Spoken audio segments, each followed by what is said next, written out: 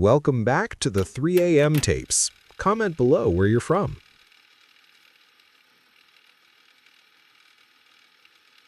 I work 10 hours a week in the archive room of the Harrington Public Library, which is a generous way of describing a concrete box with a dehumidifier that screams like a kettle when it's unhappy. My job title is Digitization Assistant. What that means is I sit alone at a folding table and convert decaying VHS tapes into MP4s so the library can pretend it's preserving history instead of letting it rot. Most donations are labeled: weddings, high school football games, someone's camcorder test footage where they zoom in too far on a carpet and argue off screen. I catalog, capture, name the file, move on. I don't watch more than I have to. The box came in on a Tuesday, dropped off by a county clerk with a clipboard and an apologetic smile. House foreclosure, no living relatives. Probably nothing important, she said, and slid the box across the counter like she wanted it out of her hands. There were 17 tapes, no labels, no dates, just black plastic shells, some with cracked windows, all smelling faintly of dust and vinegar. Policy says unlabeled media gets a quick review before digitization, 5 minutes max, enough to identify content, nothing more. The first tape started with static, then a birthday party, late 80s, judging by the cake frosting in the hair. A boy I didn't recognize blew out candles while adults laughed behind the camera. Nothing strange. I fast-forwarded, logged it as home video/birthday, and cued the capture. I didn't notice anything wrong until I left work. The library sits on Main Street. I've walked the same 4 blocks home for months. That night, the street sign at the corner of Elm and Main caught my eye because it was wrong. It read, Elm Street, formerly Cedar Ave. I stood there longer than I should have, trying to remember if it had always said that. Cedar Avenue sounded right, too right, like a fact I'd known and forgotten.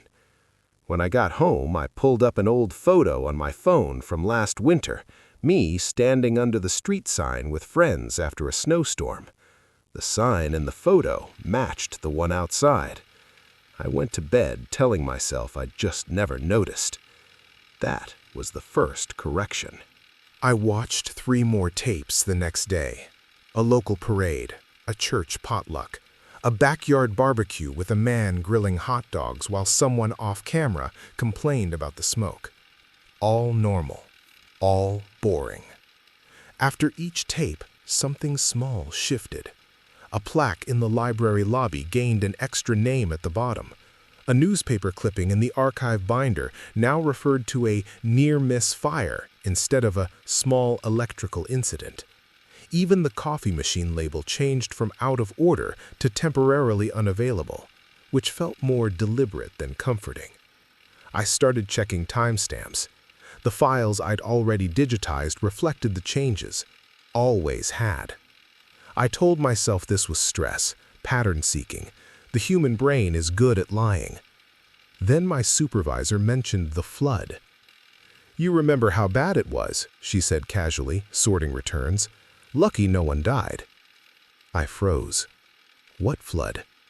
She looked at me like I was testing her. The creek overflowed, early 90s. Wasn't that long ago? I went back to the archive and found the parade tape again. This time I watched past the 5-minute mark.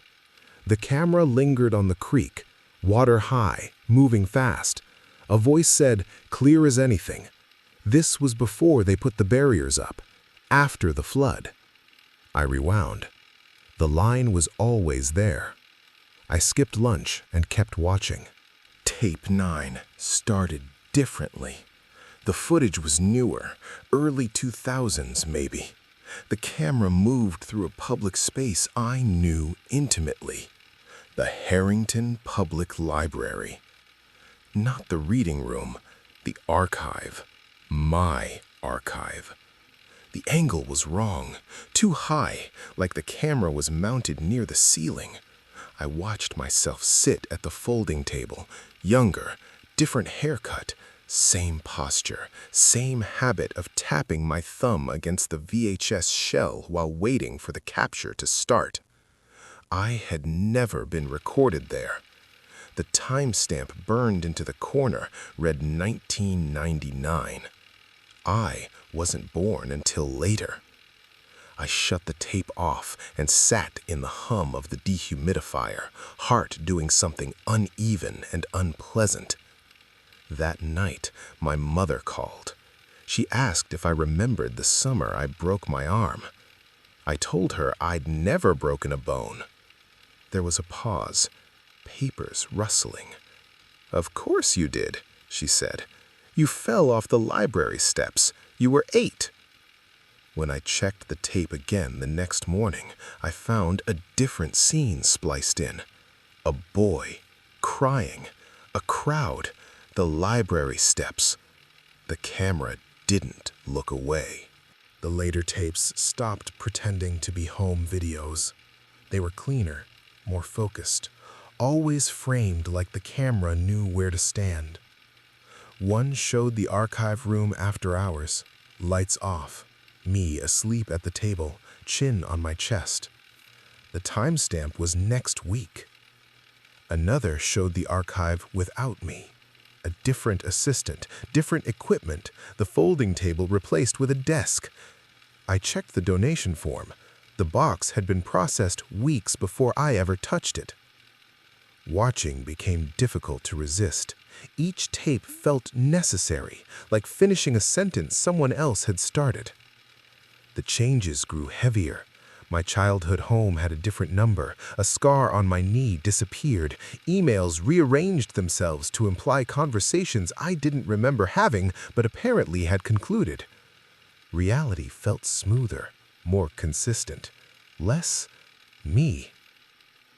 I realized what the tapes were doing. They weren't showing what happened. They were showing what should have happened. And once seen, reality obliged. I stacked the tapes on the table and considered a magnet. I imagined the creek without barriers, the fire that wasn't contained, the version of myself that never made it past the library steps. I imagined the archive empty, corrected. The last tape was already in the VCR. It showed the archive room clean and quiet. No tapes, no folding table, no me. The timestamp was today. I don't know if destroying the tapes would undo the corrections or complete them.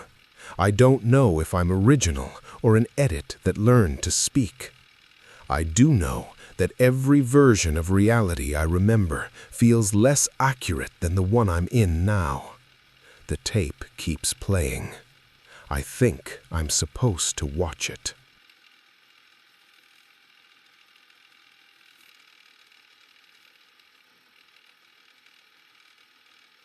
I found the site while tracing a dead hyperlink in an academic PDF from 2003.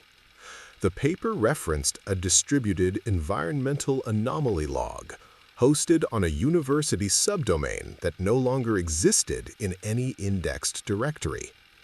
Out of habit, I copied the URL into a browser, expecting a 404. The page loaded. No HTTPS, no CSS beyond a gray background and left-aligned text. A header image, low resolution, stretched improperly, depicted a forest clearing overlaid with a grid. The font was Times New Roman. The copyright footer read, Copyright 2001 to 2004. The site identified itself as the Field Observation Collective. Navigation was limited, About, Logs, Media, Archive. The About page described a small research group documenting localized environmental irregularities not adequately categorized by existing models. No funding body listed, no affiliations beyond vague references to shared institutional access. The logs section contained diary-style entries. Early ones were mundane: temperature gradients behaving oddly near wetlands, sound distortion near abandoned infrastructure, electrical interference in rural areas. Each entry was time-stamped and signed only with initials. Writing was awkward, earnest, clearly pre-social media internet. The media section was more compelling. Low-resolution webcam videos, fixed-angle shots of forests, rooms, roadside clearings. Most were static. Nothing happened beyond insects crossing the frame or compression artifacts warping shadows. Audio files were worse. Long stretches of ambient noise punctuated by whispered notes, coughing, distant movement. I checked the server headers. The site was still being served from an active machine, though the routing path suggested it had been migrated multiple times without modification. No modern analytics, no ads, no cookie banner. The archive tab was locked behind a basic HTML password form. Out of curiosity, I tried archive, then password, then the name of the collective. The page refreshed. Access granted. I told myself it was coincidence. Early web security was sloppy. But when the archive index loaded, I noticed something that unsettled me more than the access itself. The most recent entry was dated 3 days ago. The archive section reorganized the site completely. File trees replaced diary pages. Logs were no longer chronological, but grouped by observer. Each observer had a folder containing text entries, audio clips, and webcam captures. The latest folder was labeled Observer Redacted. Inside were files dated from 2002 to the present, all carrying legacy timestamp formatting. The most recent webcam file showed a dark room lit only by a monitor glow. No visible subject, just the faint hum of electronics. I played an audio log. It began with static, then breathing, then a voice, calm and analytical, describing environmental conditions identical to my own workspace, right down to the HVAC rattle I had learned to ignore. I assumed coincidence again until the voice mentioned the time. It was accurate to the minute. I checked file metadata. The upload date claimed 2004. The encoding format was obsolete, but the content was current. I searched the site for references to the present, found none. Searched externally, no mention of the collective anywhere beyond that single PDF citation. When I returned to the archive index, a new folder had appeared. It used my browser's default user agent string as its name.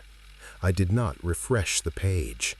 Inside were empty placeholders: text log _001, audio capture _001, video reference _001. That night, I cleared my cache, used a VPN, accessed the site from another machine. The folder persisted. A text log had been populated. It described my actions from earlier that day, not narratively, but structurally. Bullet points, search queries, time spent on each page, notes on hesitation patterns. The language was impersonal, observational, clinical. At the end of the log was a line I did not recognize typing, but recognized thinking. Subject demonstrates early-stage fixation. Monitoring recommended. I closed the browser. I reopened it 10 minutes later. From that point on, the site responded faster. Audio files appeared minutes after I lingered on certain pages. Webcam footage updated subtly. Shifts in framing. Compression artifacts aligning into shapes that mirrored my posture at my desk. Nothing explicit, just enough correlation to remove doubt. The text logs changed tone. They began adopting my sentence rhythms, short clauses, parentheticals, precise but self-correcting phrasing. They referenced memories I had never written down. a childhood fear of recorded voices, the habit of rewatching old footage to verify events, a specific moment of embarrassment from years earlier that had no digital footprint. I tried to rationalize data scraping, inference, statistical reconstruction, but then an audio file appeared labeled voice sample refinement.wav. It was my voice. Not a perfect imitation, too flat, slightly asynchronous, but unmistakably mine. It spoke about the site, about observation, about the comfort of being retained. I do not remember recording it. The archive now listed me alongside the original observers. Their folders ended abruptly. Final logs cut mid-sentence. No closure, no disappearance narratives. Just cessation of updates. I realized then what the site was measuring. Not anomalies, continuity. The observers hadn't vanished because of the research. They vanished because they stopped being recorded. The system did not track events. It tracked presence, interaction, documentation, proof of ongoing existence. To be observed was to remain. To leave was to end. I stopped sleeping properly, not from fear, from obligation. The site updated whether I watched or not, but activity increased when I engaged. Logs stabilized, audio clarity improved. My digital self became more coherent than my physical one. The most recent entry is written entirely in my voice. It explains that the website is not abandoned because abandonment implies neglect. This system is maintained by access, by witnesses, by those who leave traces behind. It does not trap people, it preserves them.